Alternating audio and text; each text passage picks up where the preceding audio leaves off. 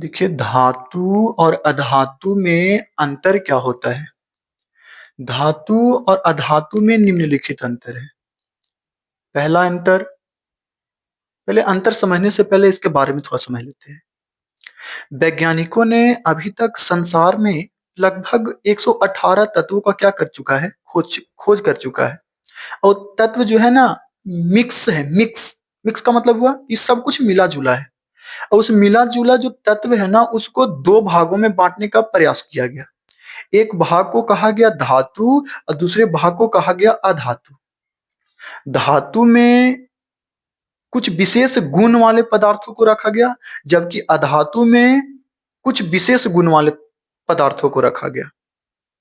धातु में आखिर कौन से गुण वाले पदार्थों को रखा गया और अधातु में कौन से गुण वाले पदार्थों को रखा गया, ये जो है ना, इन लोग दोनों के पदार्थों के गुण को अगर समझ जाएंगे तो हम लोग धातु में और अधातु में अंतर भी समझ जाएंगे।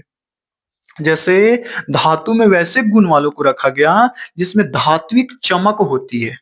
धात्विक चमक का मतलब होता है कि तत्वों में पाए जाने वाले वैसे चमक जो अधातु से बिल्कुल भिन्न हो, उस उस चमक को धात्विक चमक कहा जाता है। अच्छा, धातु के एक गुण हम लोग जान चुके हैं कि धात्विक चमक वैसे चमक होता है जो अधातु से बिल्कुल भिन्न होता है। दूसरा क्या है? दूसरा धात्विक ध्वनि।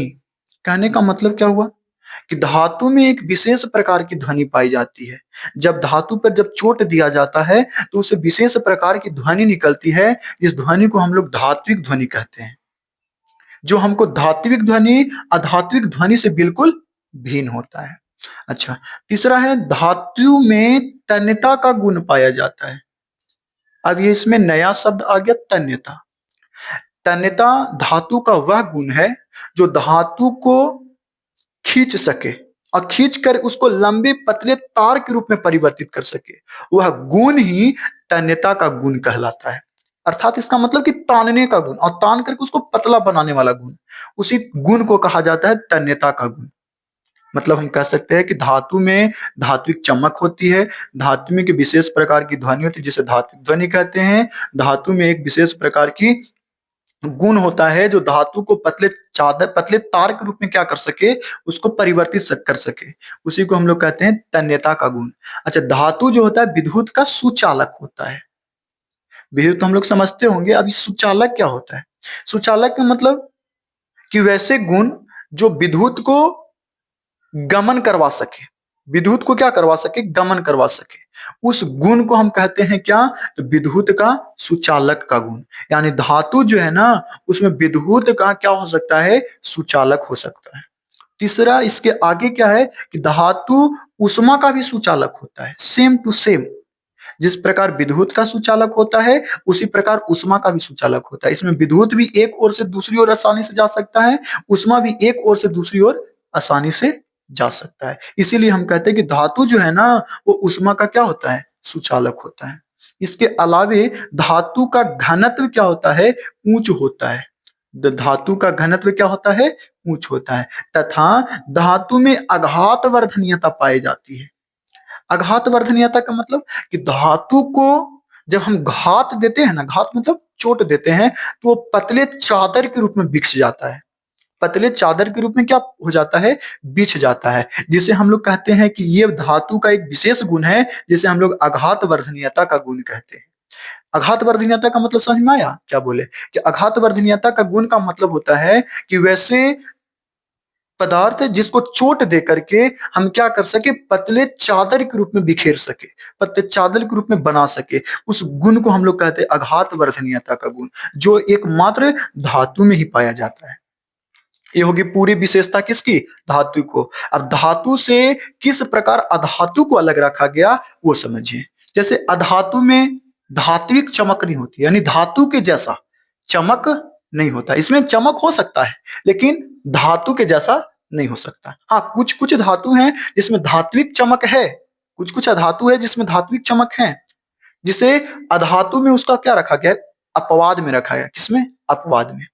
अच्छा, अधातु में अधात्विक ध्वनि होता है, इसका मतलब कि धातु में धात्विक ध्वनि पाया जाता है, उसी प्रकार अधातु में अधात्विक ध्वनि पाया जाता है, जो धात्विक ध्वनि से बिल्कुल क्या होता है, भिन्न होता है। अच्छा, अधातु में तन्यता नहीं पाया जाता। अभी जस्ट बताया कि तन्यता धातु का वह गुण है जो धातु को पतले तार के रूप में परिवर्तित कर सके।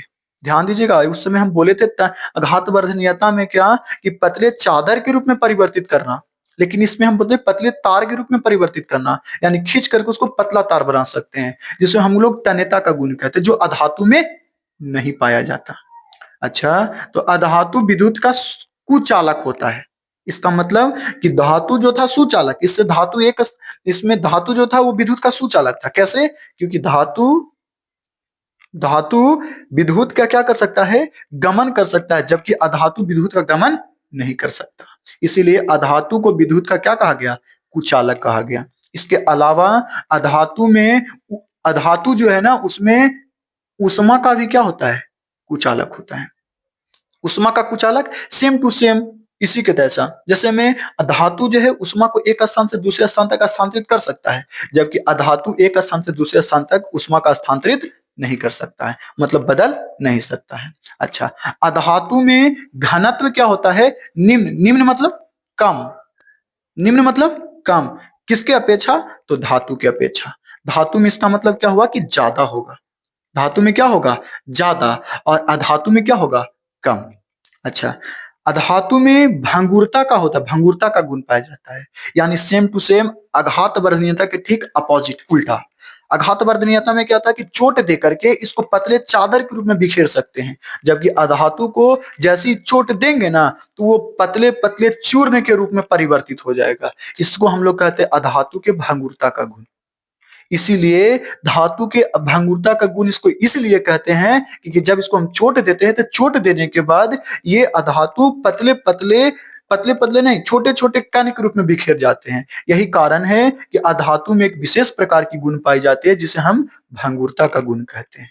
यही है धातु और अधातु में मुख्य अंतर, जो आपके लिए परीक्षा के दृष्टिकोण से भी क्वेश्चन बन जाता है।